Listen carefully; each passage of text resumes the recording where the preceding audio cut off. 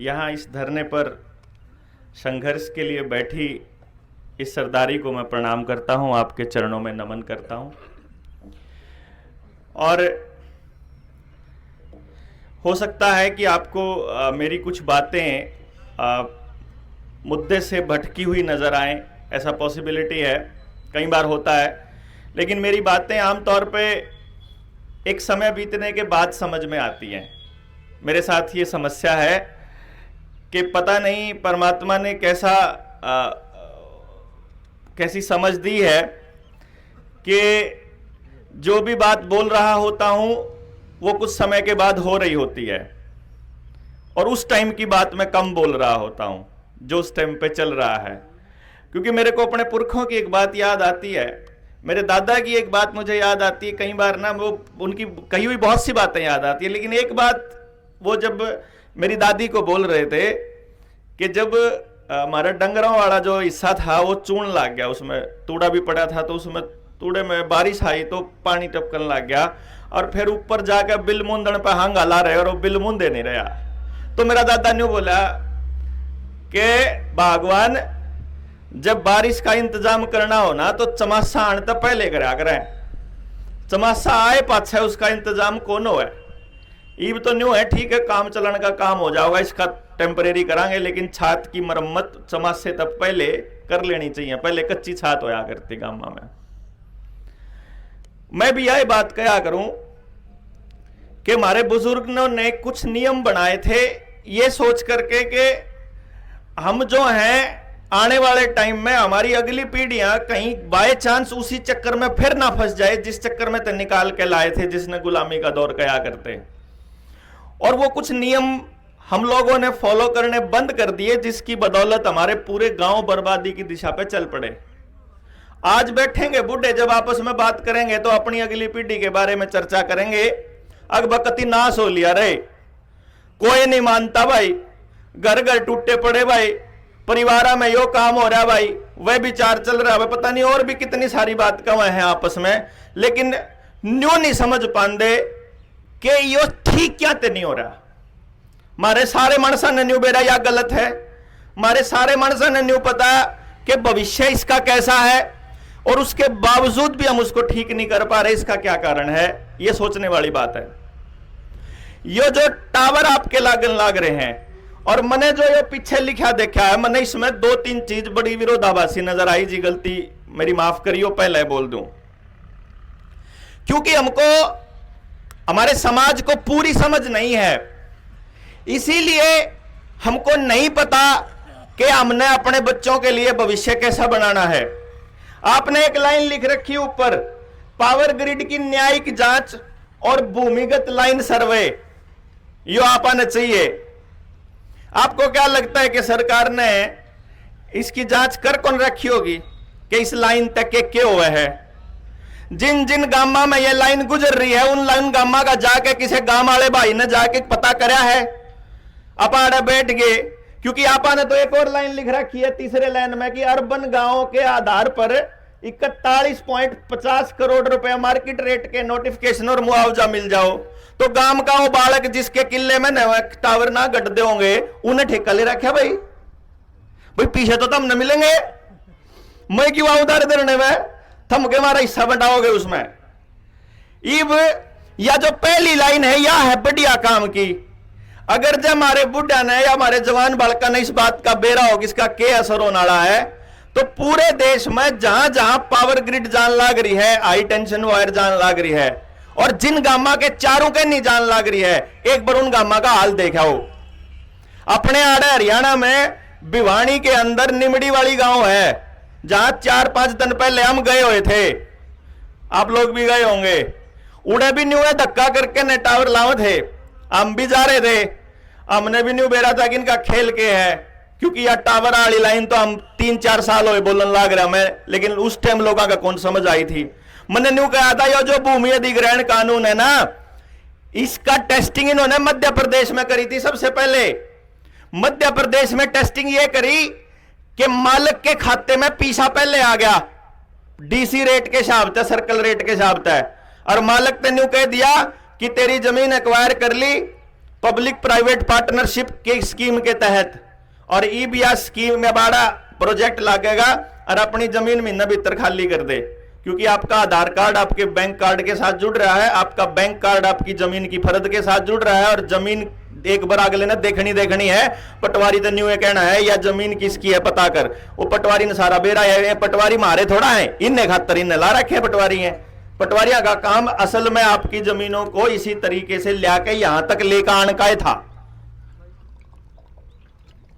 जैसे आंगनबाड़ी वर्कर थी, आंगनबाड़ी वर्कर किसी भी भाई ने गारंटी है मैंने आंगनबाड़ी वर्कर की स्कीम का नाम नहीं पता पाओगा, जो उसमें बढ़ रहा है उन्हें तो बेरा पाओगा।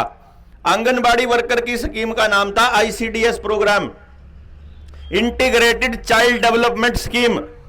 हमने पूछ लिया एक बार, एक आंगनबाड़ी वर्कर थी, मगर बहन जी यू केस होता है इंटीग्रेटेड चाइल्ड डेवलपमेंट स्कीम कि ना बालक की जो स्वास्थ्य है, बालक पैदा होने तक लेकर उसके बाद तक की माओ को इसके बारे में समझ देने का प्रोग्राम है। मगर बेबे तू इस गांव में समझाओगी, जिस गांव की औरत जो है ना खेत में काम करती करती बालक जाम दे, तू उन बालक पढ़ना सिखाओगी। लेकिन उसका असली खेल मैंने कद समझ में आया जब मेरे पुरानी बात याद आवे है। एक गांव में, जिस गांव में मैं बैठा था, मैं बोला रैया तो फलाने की बहू नहीं है दादी, बोले बुढ़िया थी वह, बोले हाँ। मगर इनके कितने किले हैं? होंगे 60-70 किले का मालिक है यो। फिर यह 60-70 किले की मालिकन है या पोते ने लेके जावे आंगनबाड़ी में, कटोरा क्या तठा के जाओगे लेके जावे या अब चूरी ले आओगी। ओहो यो है असली काम तो।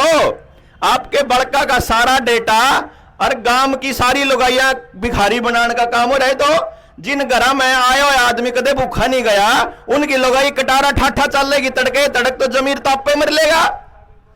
मांगने वाला आदमी तो नीचा आगरे जी, मारे बड़े बुजुर्ग ने क्या आगरे, क्योंकि मेरे वही बात मेरे दादा की फिर याद आवे। कहीं पर मैं एक दिन उसके पांव बोचन लाग रहा, तो मैंने उससे नहीं पूछ लिया, मैं दादा कोई गुरु मंत्र दे। मैं उन्हें पूछ लिया करता, मतलब जैसे ही ना वो एक लाइन में बड़ी बड़ी बात कह दिया करता। और मैंने शहर जाने की तैयारी करी थी। मेरे गांव में 10वीं के बाद स्कूल कौन था, तो मैं डिस्ट्रिक्ट टॉपर था, तो करनाल मैंने पढ़ने खातर भेजे थे। तो मेरा दादा मेरे थी बोला, बेटा शहर जावे है, थोड़ा ध्यान रखिए, गांव में मत भूल जाइए। और जब आदमी उड़ा करे तो एक बात का ध्यान हमेशा रखना चाहिए, एक पांव जमीन पर रहने चाहिए, और दूसरी बात अपना हाथ हमेशा न्यू रखिए, कदे न्यू ना करिए। बस मेरे वो बात ईब समझ में आवे उसका क्या मतलब था, कि जो आदमी का हाथ न्यू रहा है वो तो आदमी सिर ठा के भी कौन चल सकता, वो तो आदमी आंख में आंख मिला के नहीं कर सकता। आंख में आंख मिलाने के चक्कर में मैंने नौकरी छोड़ दी जी। सरकारी मास्टर था मैं, 2012 में मैंने नौकरी छोड़ दी। नौकरी क्यों छोड़ी? क्योंकि मेरे एक बात समझ में आई कि मेरे जरिए, मैं मास्टर था ना, मेरे जरिए मेरे गांव का स्कूल, यानी कि जिस गांव में मैं पढ़ाया करता, बर्बाद किया जाने लग रहा प्लानिंग के तहत। मेरे गांव के बालक मेरे हाथों बर्बाद करे जाने लग रहे। मैं वह देखने लग रहा कि मैं इस लूट का हिस्सा नहीं बनूंगा।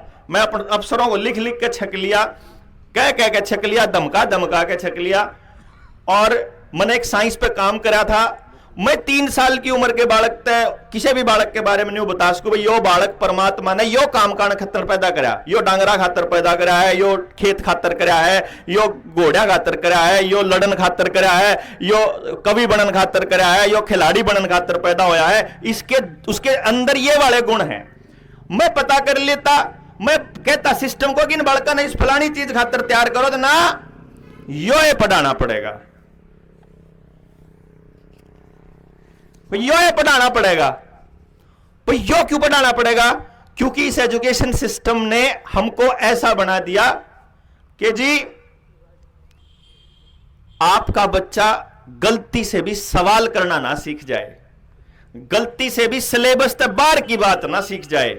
इसीलिए आप और हम ऐसे हो गए, जो आया पीढ़ी है ना, इसी पीढ़ी जो हमारी 40 साल वाले 45 साल वाले, ये तो इसे हो रहे हैं कि किसान आंदोलन था तो सारे पगड़ी पगड़ी वाले दिखे थे, उड़ा जवान बालक एक नहीं गया। इन बुढ़ा ने भेजे नहीं। अब मैं सोचू कि ये गए क्यों नहीं?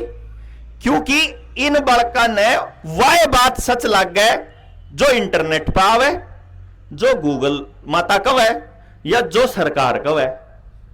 क्योंकि कोरोना आया, आने से पहले बोल दिया था कि भाई एक ऐसी बीमारी लाने की तैयारी चल रही है।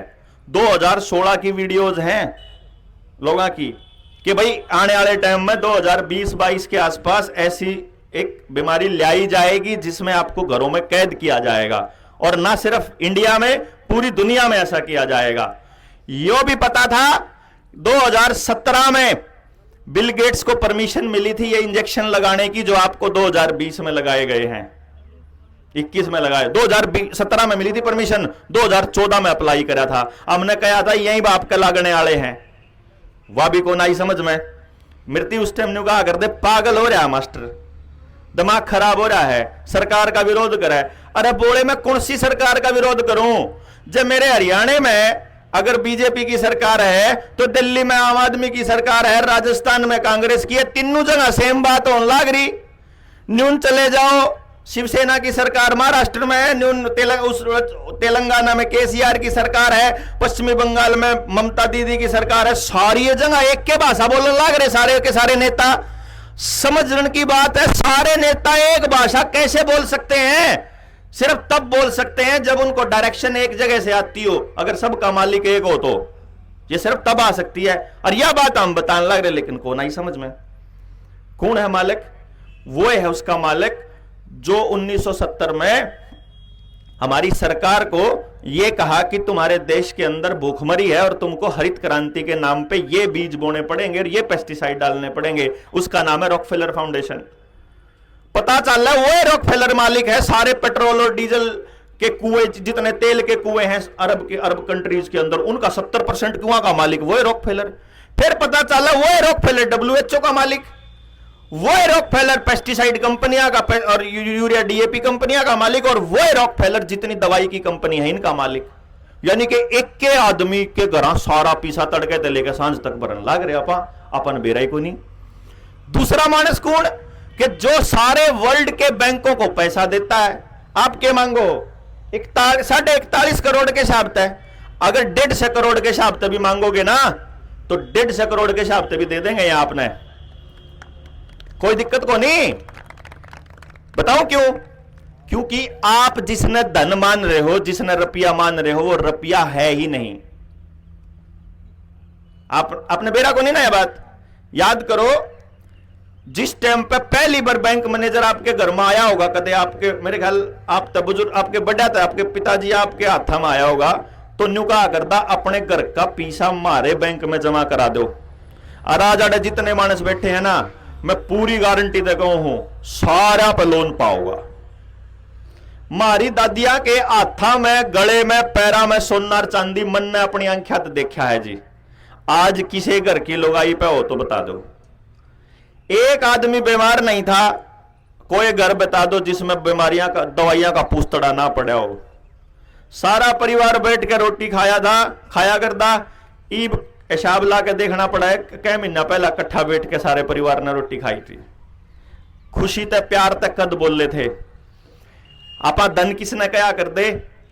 नहीं कर दे। हेल्थ इज वेल्थ, हेल्थ असली धन, पशुधन, खेत में उत्पादन धन, और माटी ने क्या कर दे आपा मां, धरती ना आपा मां क्या करते न कहते धरती नहीं बेचांगे। ये बापा अपनी मां का मुआवजा लेने चल पड़े। बाद में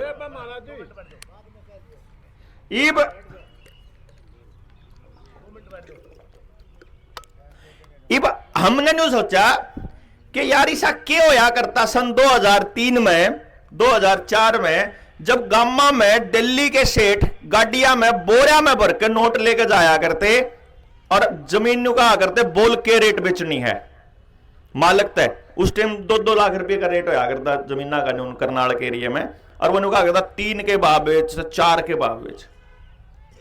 हमने रुपये के ऊपर रिसर्च करी, पता चला कि ये तो सारा खेल वहीं से चल रहा है। सारी सरकारों को, मीडिया को, ईवीएम को, जमीनों को लूटने का खेल जारी है, और उसके लिए आपका गांव से विस्थापित होना बहुत ज्यादा जरूरी है।